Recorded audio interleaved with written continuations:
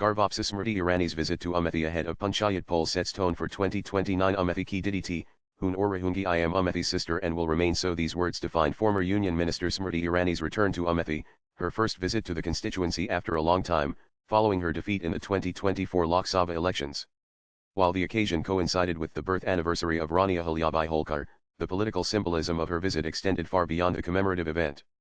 Political analysts in Uttar Pradesh described Irani's comeback as a strategic move to re-engage with the grassroots, test public sentiment, and reset political equations ahead of the 2029 Lok Sabha polls, especially after her loss on a seat she had once turned into a BJP stronghold.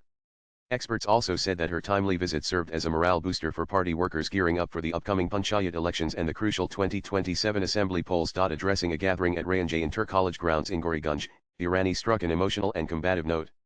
"I am a laborer. What do I have to do with the settlements of the rich?" she declared, reciting verses from Ramdhari Singh Dinkar's iconic poem to underscore her commitment to grassroots politics and laborious public service. Main Mazdoor Hoon, Mujhi Devan ki Busti Se Kia. Ganatwar Dara Par Main Swarg Bane Iranis political analyst and veteran commentator Sheetla Prasad Mishra sees Irani's return as more than a mere courtesy call. "Smriti Irani's comeback is not accidental or emotional, it is strategic," said Mishra. After her defeat to Kishori Lal Sharma of Congress, many believed she would abandon Amethi like other parachute politicians. But by returning on this symbolic day, May 26, the same day Modi took oath as PM in 2014, she is reclaiming political legitimacy in the eyes of her supporters, added Mishra. Irani lost the 2024 election to Sharma by a significant margin, a reversal of the 2019 outcome where she had unseated Congress leader Rahul Gandhi from this traditional Gandhi family bastion. Yet, she had chosen to remain connected to Amethi, building a house in Medan Mawai village, formally registering as a voter, and declaring her intent to reside there. Her statement, "Now I live next to your house," was not casual, said Mishra. He said it was a reassurance that her political presence will persist despite the electoral setback. Nanan Irani was introduced at the event as a guest, but in her speech she redefined her identity. "My relationship with Amethi is not of blood, but of struggle, sweat, and respect. In 2014, I was given only 22 days to contest here. Even then, the people called me Didi.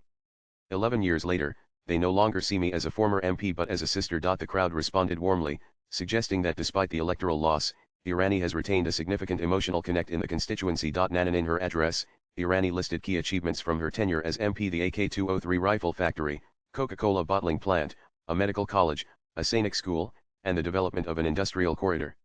She also mentioned that she has donated her MP pension to the National Defense Fund, a gesture to support the families of martyrs. She painted a picture of a new Amethi transformed from a neglected Congress stronghold into a symbol of development.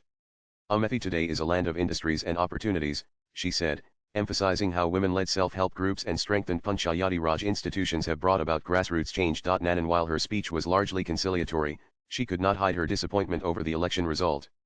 Using metaphor, she remarked, "Sisters build homes, brothers protect them," a subtle yet loaded statement implying a lack of protective solidarity from her party workers or perhaps the broader electorate. She also reminded the audience that when she first arrived in 2014, the BJP wasn't in power, yet she continued her work.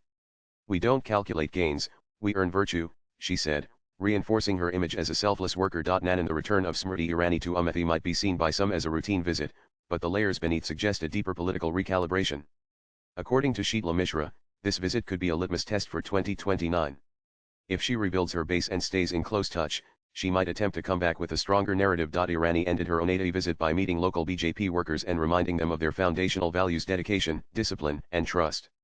Her visit also acted as a morale booster for the party cadre, especially ahead of upcoming Panchayati elections and 2027 state assembly polls, added Mishra. Nanan, before addressing the public in Gauriganj, Smriti Irani made an emotional and unscheduled stop at a residence in Jagdishpur, where a family was mourning the tragic drowning of 3 of its members in the Ghar River a day earlier. The moment was heavy with grief as she entered the modest home, surrounded by stunned silence and tearful eyes. Irani sat with the bereaved family, offering quiet condolences and holding the hands of the grieving. The most poignant moment came when the young daughter of one of the deceased saw Irani and burst into tears. The former minister, visibly moved, embraced the girl tightly as she sobbed, offering comfort in silence rather than words. This gesture, raw, humane, and unfiltered, spoke volumes, cutting across political lines. Irani didn't issue any official statement during the visit. She simply listened, comforted, and stood in solidarity with the family in their moment of unimaginable loss. For the locals, this wasn't a politician visiting for optics, it was Didi coming home.